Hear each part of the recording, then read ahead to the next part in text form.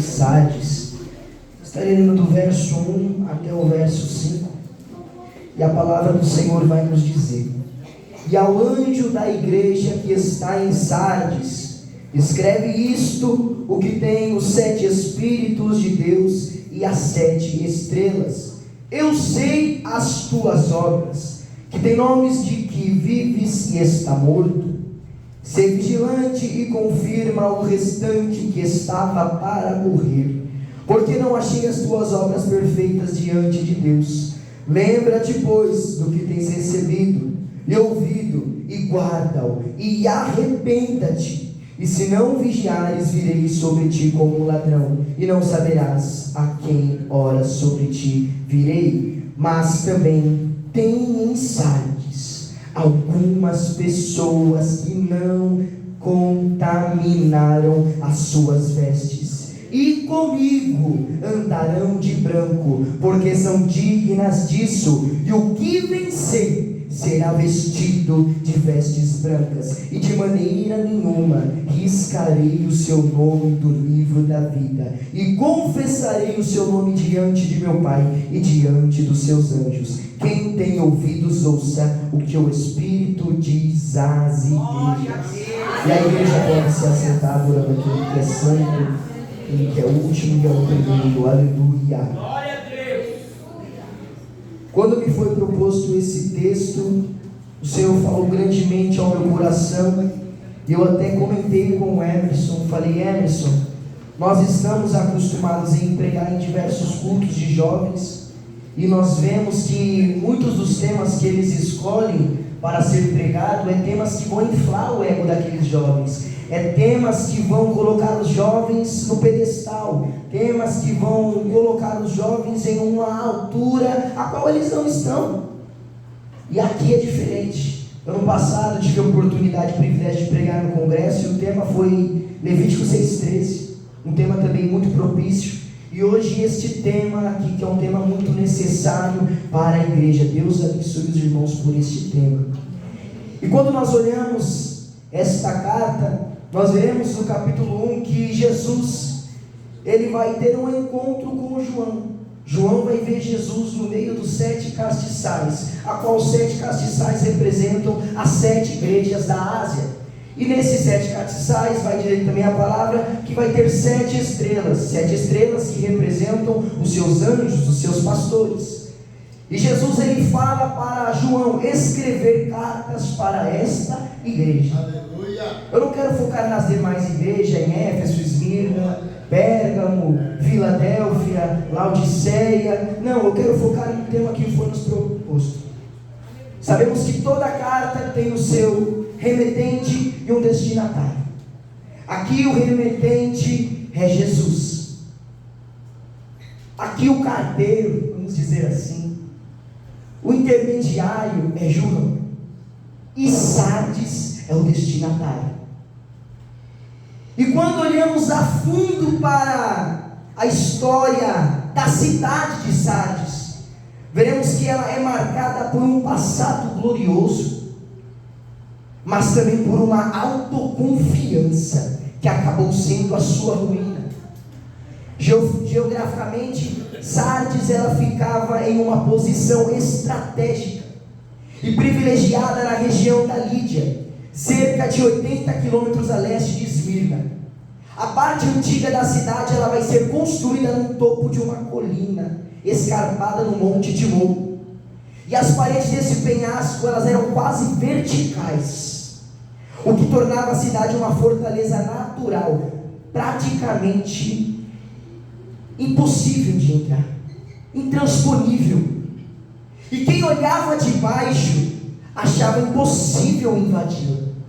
Mas aos pés da colina ficava o fértil vale do rio Hermo, e Sardes era ponto de encontro de várias rotas comerciais importantes que ligavam o interior da Ásia Menor à costa do Mar Egeu.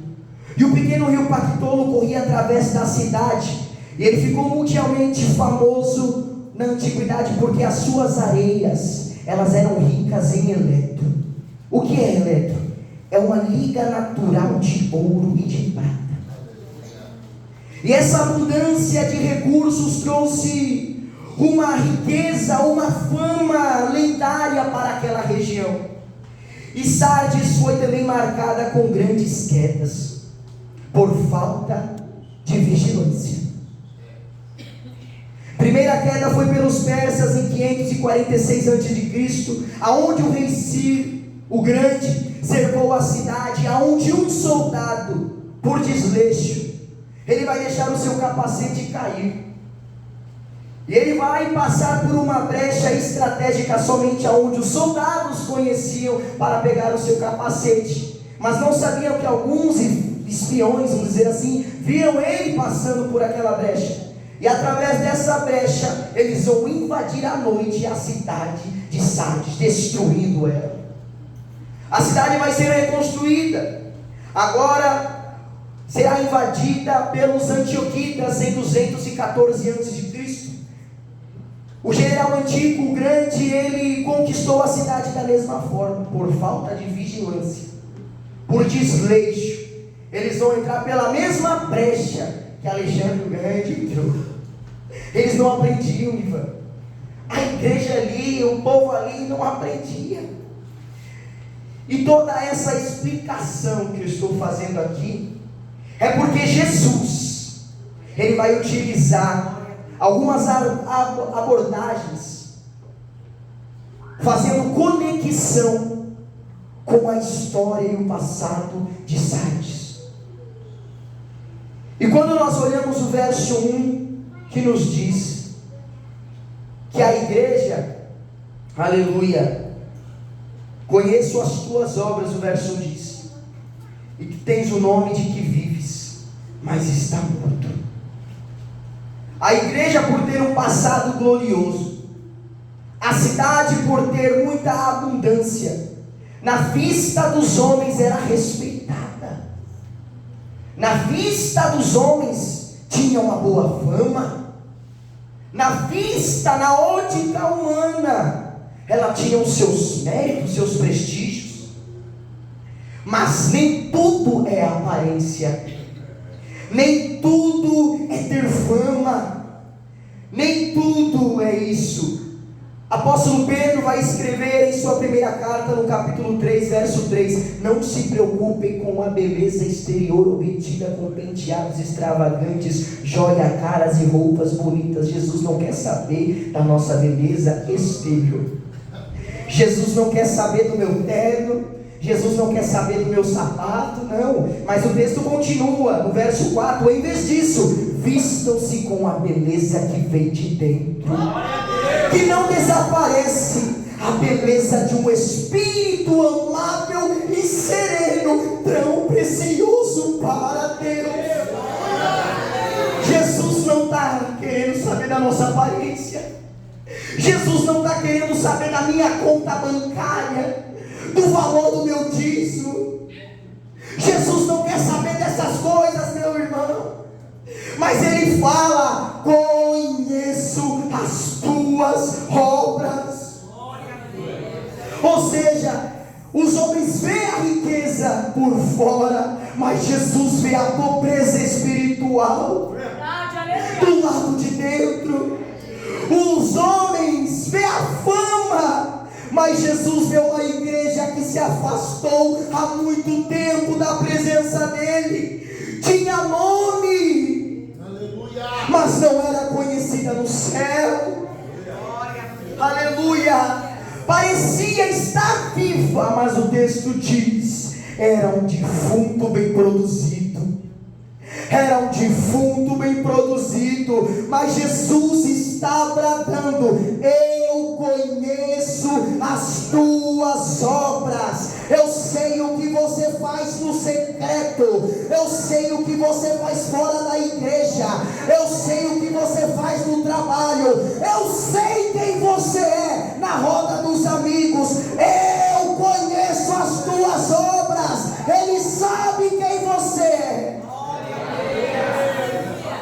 Os olhos dele são como chamas de fogo.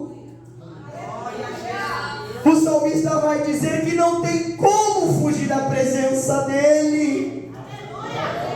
Não tem como fugir da vista presença de Jesus não adianta esconder. Ananias e Safira tentou esconder, mas ele vê tudo. Ele vê tudo que nós fazemos. E o verso 1 diz: e ao anjo da igreja que está em Sardes, escreve. Observe que a carta, ela não foi escrita para a igreja em geral, ela foi escrita para o anjo da igreja. Olha a responsabilidade que um pastor tem. Às vezes muitos reclamam, o pastor liga, o pastor reclama, mas o pastor tem que prestar conta da tua vida com Jesus. A responsabilidade que esse homem tem sobre a tua vida, ele vai ter que prestar conta lá no céu. Se tu não for, Jesus vai perguntar para ele: por que aquele ali não foi? Não era sua vez? É uma responsabilidade muito extrema. E quando nós olhamos isso, a maior cobrança aqui é com os pastores. É quem está na linha de frente. Aqui não, aqui é uma igreja abençoada. Uma igreja que faz jus ao nome. Verdade bíblica, uma igreja que prega a palavra, Ivan. Uma igreja que não se vendeu. Uma igreja que não se afastou da palavra, que guardou a palavra. E percebemos que a igreja ela é espelho do seu pastor. Pelo menos 80%. Porque sempre temos. Mas a igreja ela é espelho do seu pastor. Se o pastor for um homem de oração, a igreja será uma igreja de oração. Se o pastor for um homem que ama a palavra, a igreja amará a palavra. Se o pastor for um homem de busca, a igreja vai ser uma igreja sedenta. Mas se o pastor não tiver amor pelas almas, a igreja não vai ser uma igreja receptiva. A igreja vai ser uma igreja que não tem amor pelas almas. Se o pastor não ter um coração voluntário, a igreja não será uma igreja voluntária. E nós vemos muitos por aí que dizem ser pastores, que não estão preocupados com as almas, não estão preocupados com as almas que estão perecendo, não. Eles estão preocupados com o dízimo que ele pode oferecer. Eles estão preocupados com os tesourinhos, com os chaveirinhos que eles têm. Aleluia. Glória! Mas Jesus, aleluia, ele diz em Mateus 15:14: são cegos condutores de cegos, que estão levando os cegos para o abismo. Vai cair tudo junto. Muitos pastores estão levando as suas ovelhas para o inferno. Pastores vivos, igrejas vivas. Pastores mortos, igrejas mortas. Mas Jesus, ele me declara algo em João 10:11: eu sou bom pastor, e o bom pastor dá a vida pelas suas ovelhas. Jesus é o maior exemplo. Ele é o nosso sumo pastor, Emerson, e ele se entregou por cada um de nós. E nessa geração, aleluia, que existem mais mortos do que vivos, ainda existem homens de Deus como este homem aqui, que guardam a palavra. Existem homens de Deus que ainda têm uma vida de oração. Existem homens de Deus, como Jesus diz em João 4: eu tenho fome de fazer a vontade de Deus. Aleluia. Eu quero dizer, tem recompensa para esses homens. Pedro nos declara no capítulo 5, verso 4: e quando aparecer o sumo pastor, alcançareis a incorruptível coroa da glória. Tem recompensa para quem serve a Deus. Aleluia. E o verso continua no verso 1: isto diz aquele que possui os 7 Espíritos de Deus e as 7 estrelas. Jesus aqui vai se apresentar agora quem ele é, mencionando os 7 Espíritos de Deus, aonde o número 7 representa a plenitude, perfeição, poder. E esses 7 espíritos são mencionados em Isaías 11, verso 2. Repousará sobre ele o Espírito do Senhor, o Espírito de sabedoria, de entendimento, o Espírito de conselho, o Espírito de fortaleza, de conhecimento e de temor ao Senhor. 7 espíritos. E além disso também ele possui as 7 estrelas. Os 7 pastores estão na mão dele. Aleluia, aleluia, glória, aleluia. Então quer dizer que Jesus tem o controle da igreja. Quer dizer que a igreja não é dono, não tem dono humano, homem. Tem uns aí que se acham os donos da igreja, pastores, presidentes, que só o sangue de Jesus. Tem uns aí que o povo tem que reverenciar, tem que bater continência. Se acham os todos poderosos, 4ª pessoa da Trindade, como o Emerson fala. Tem que ser idolatrado, senão fica de banco. Aleluia. Mas a igreja, ela tem dono. A igreja, ela tem dono, e Jesus está afirmando: a igreja, ela não estaria de pé até hoje se fosse conduzida por mãos humanas. A igreja não foi terceirizada. Jesus não tem sócio, porque Jesus Cristo de Nazaré, Ele é o verdadeiro dono da igreja.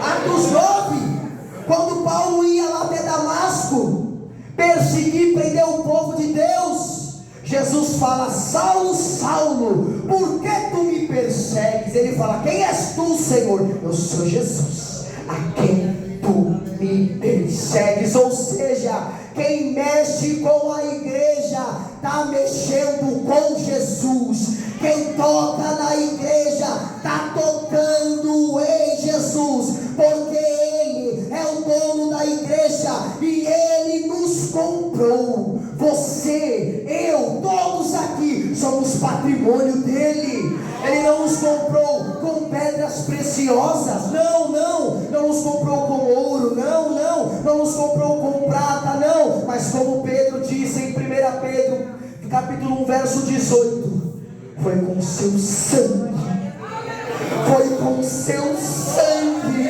quando ele bradou: tetelestai, está consumado. Você é patrimônio dele, ele é o dono da igreja. E continua: isto diz aquele que possui os 7 Espíritos de Deus. Como acabei de mencionar, os 7 Espíritos de Deus, ele não fala somente sobre número, como disse, fala sobre perfeição, plenitude e poder. E quando Jesus diz que ele tem os 7 Espíritos, isso significa que ele tem a solução. Ele tem a solução para a frieza espiritual. Ele tem a solução para a apostasia. Ele tem a solução para a religiosidade.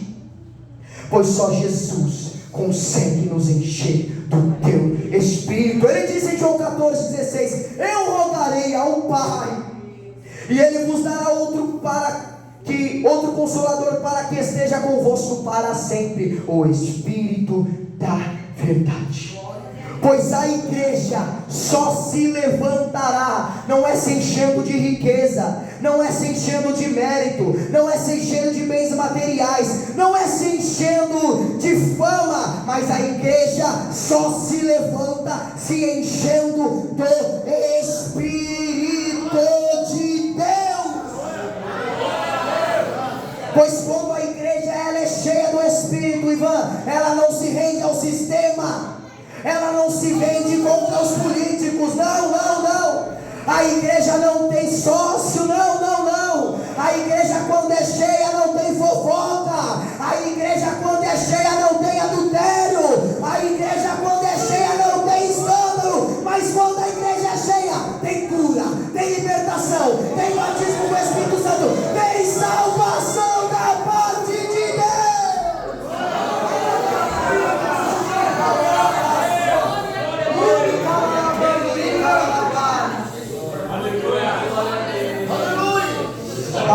Aleluia. Jesus chamou para ser cheio, irmão. Jesus não quer uma lata vazia não, irmão. Jesus quer crentes cheios com o Espírito Santo dele. Atos 2, e todos, não é um, não é dois, todos foram cheios. Glória a Deus, aleluia.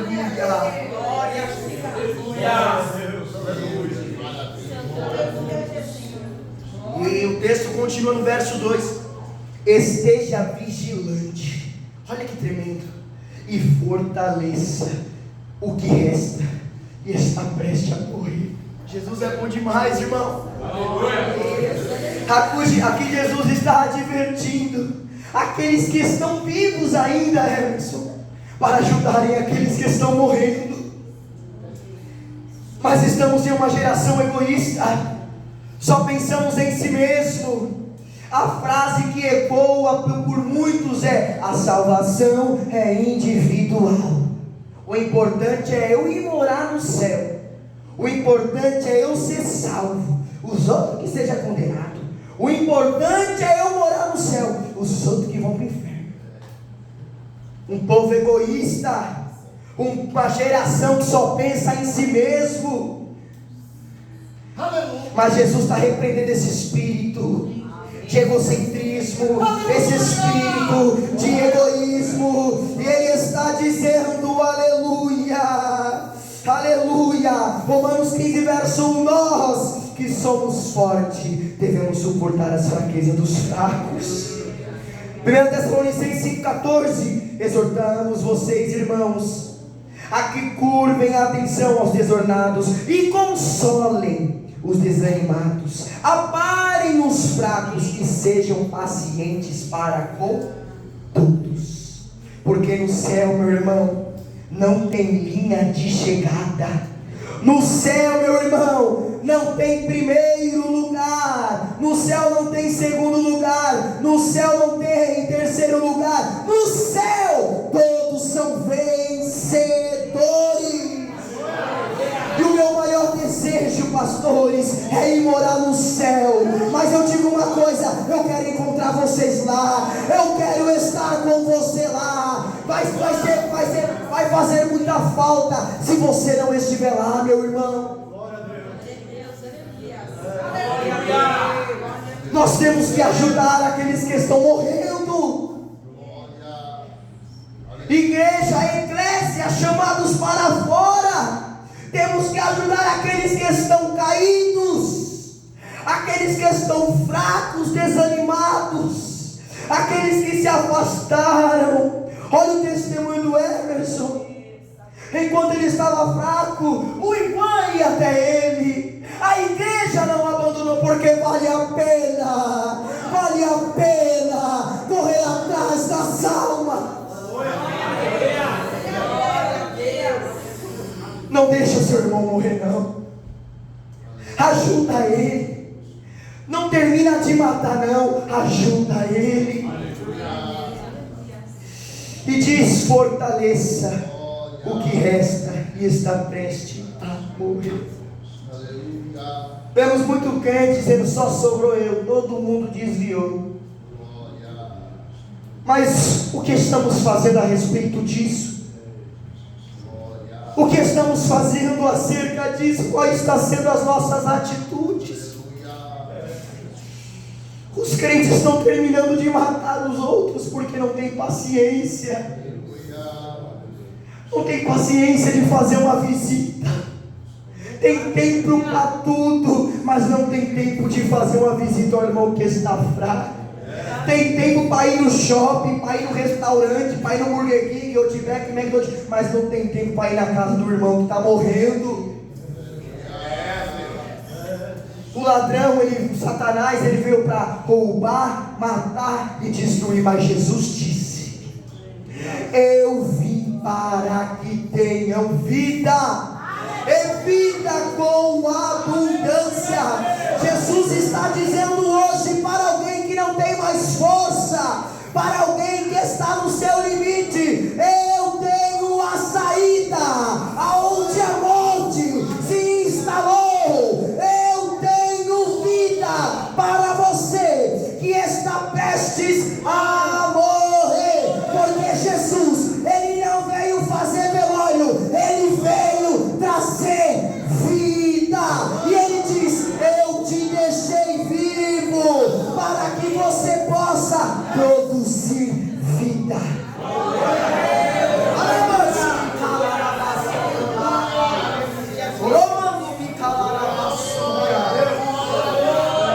O que você está produzindo, irmão?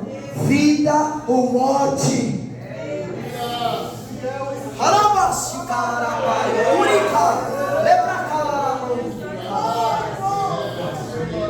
Verso 2, olha o que Jesus fala, que duro Jesus fala isso. Porque não achei as tuas obras perfeitas diante de Deus. Tem um povo aí que fala: eu faço muito para a obra, eu já oferto, eu já dizimo, eu limpo a igreja, eu estou fazendo demais, eu faço muito. Mas nos deparamos com Lucas 17, do verso 7 ao 10, aonde muitas das vezes fazemos mais que a nossa obrigação e queremos ser aplaudidos. Fazemos mais daquilo que foi nos ordenado e queremos ser prestigiados. Mas a palavra diz: assim também vós, quando fizerdes tudo que fores mandado, dizei: somos servos inúteis, porque fizemos somente o que devíamos fazer. Aleluia. E ainda fazemos tudo por pura obrigação, porque senão o pastor vai repreender, a liderança vai chamar a atenção. Não fazemos com voluntariedade, não. Fazemos para ser visto, fazemos para ser reconhecidos, fazemos para ser recompensado. Mas Jesus, Ele me incomoda hoje aqui para dizer, para perguntar à igreja: quais são as suas obras diante de Deus? Somos servos inúteis que só fazemos o que manda?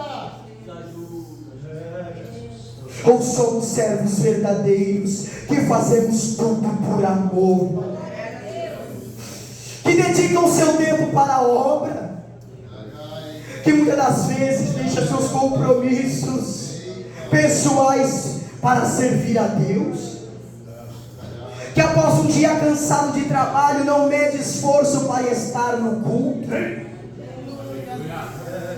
mesmo enfermo fala: eu vou para a casa do Senhor. Mesmo passando provações diz: lá é o meu refúgio. Com dívidas, portas fechadas diz: lá eu encontro a providência. Como estamos sendo vistos no reino de Deus? E no verso 3 Jesus diz: lembre-se, portanto, do que você recebeu e ouviu, e preserve isso, e arrependa-se. Aqui é uma dúvida para muitos: o que a igreja recebeu e ouviu? A palavra. A igreja recebeu e ouviu a palavra, palavra de salvação, boas novas. E muitos têm deixado a palavra de lado. Nós vamos numas igrejas aí que é só o sangue de Jesus, só vamos pela obra mesmo, porque a obra é carente. Pastores que você pergunta: quantas vezes tu leu a Bíblia? Ele fala: nunca li. É complicado, irmão. Um evangelho que tem surgido, um evangelho antropocêntrico, onde somos amantes de si mesmo. O centro é o homem, o centro é a prosperidade, o centro é as nossas conquistas, e a palavra de Deus está ficando de lado. A palavra de vida eterna não se prega mais. Ninguém quer falar mais de cruz, ninguém quer falar mais de pecado, ninguém quer falar mais de arrependimento, não. Quer falar: Jesus dá, Ele dá carro, Ele dá chave, Ele dá casa, Ele dá mesmo, irmão. Ele é poderoso para fazer infinitamente mais. Mas Jesus não se limita naquilo que Ele pode fazer. Jesus é muito mais que isso. Jesus é muito maior que isso. E uma vida sem palavra, uma vida sem oração, é uma vida aberta para o pecado entrar. Mas Jesus fala: lembra-se do que recebeu e ouviu. Ou seja, ele está dizendo: lembra das minhas palavras, lembra das minhas promessas, lembra das minhas ordenanças, porque Jesus sabe que só existe um meio para sermos libertos e purificados, só acontece através da palavra. E ele fala: preserve, guarda isso. Além de lembrarmos da palavra, temos que preservá-la em nossas vidas, temos que preservá-la em nossos corações. Salmo 19, verso 11: escondi, guardei a tua palavra no meu coração, para não pecar contra ti, porque não tem como viver uma vida sem a palavra. Pedro falou em João 6,68: para quem iremos nós? Só tu tens palavra de vida eterna. Sem a palavra estamos mortos. Sem a palavra não tem como estar vivo. E ele conclui: arrependa-se. Ou seja, ainda tem esperança para você. Jesus não pede você por nada. Jesus não larga a mão de você. Está dizendo: arrependa-se, porque ainda tem tempo. Arrependa-se, porque ainda eu te dou oportunidade nesta noite. Ele disse: filhinhos, não pequeis, mas se pequeis, saiba que vocês têm um advogado, Jesus Cristo, o justo. Então hoje ainda há tempo para voltar, ainda há tempo para se arrepender. Glória a Deus. Ah, meu Deus. O verso 3 diz: se não vigiar, virei sobre você como um ladrão, e não saberá a hora que chegarei. Como mencionamos na introdução, Sardes, por estar em uma posição geográfica elevada, em colinas, num monte alto e bem íngreme, eles eram autoconfiantes. Aqueles homens tinham uma confiança extrema, ao ponto de deixar de vigiar. Agora a igreja, que era para ser diferente, sal da terra, luz do mundo, está seguindo os passos dos seus antepassados. A mesma cidade que não vigiava está replicando aquilo na igreja. Não estão mais vigiando. Sardes não foi uma igreja perseguida pelos nicolaítas. Sardes não foi perseguida pela sinagoga de Satanás como Filadélfia. O maior inimigo de Sardes era a falta de vigilância. O maior inimigo de Sardes era não vigiar. Porque quando não vigiamos, o diabo ele entra pelas brechas. Quando estamos dispersos, o diabo entra pelas brechas. Aleluia. Vigie. Porque uma brecha, por causa de uma brecha, você está perdendo toda a sua espiritualidade. Por causa de uma brecha, uma distração, possamos perder as nossas salvações. Possamos ficar aqui se não vigiarmos. 1 Coríntios 10:12: aquele pois que pensa, ou seja, ele só está pensando, ele acha que está de pé, ele acha, mas o texto diz: cuida para que não caia. Nós temos que voltar a vigiar, nós temos que voltar a orar, porque o pecado nos afasta da oração, mas a oração e a vigilância afastam o pecado. Efésios 5,14: desperta, ó tu que dorme, levanta-te dos mortos, e Cristo te esclarecerá.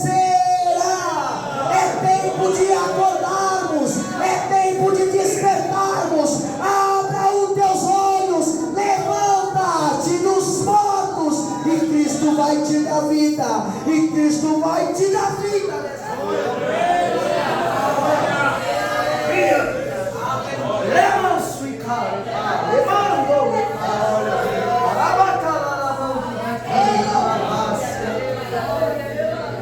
Mas aí vem o tema, verso 4. Todavia em Sardes existem algumas pessoas que não contaminaram as suas vidas.